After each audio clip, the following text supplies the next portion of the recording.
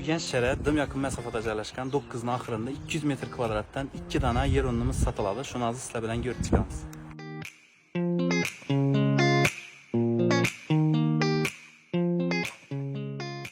Yer onumuz opşi 400 metr kvadrat 200-200'den bölüp satadılar. Geliş adam olsazlar 400 metrdən bir adama beraberdiler.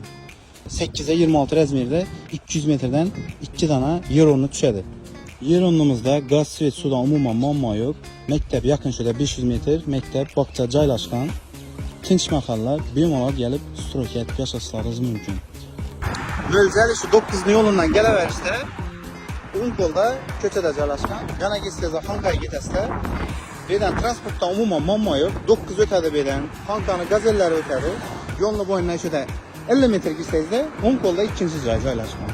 Bu yer onumuzun narxına gələn olsaq, hər 200 metr kvadratdan 22.000 dollardan aytıb tutdu. Yəni gəlsiniz bədələ. İkisindən bir qoş basırlar, tamam gəlişəsizlər. Bu videonu yaxşı niyyətdə yer onunu qara bürgən dostlarınıza yubarıq qoyunlar. Yaksa podpiska, like basın, isdən çıxmasın. Profildəki nömrələrə müraciət etsinlər.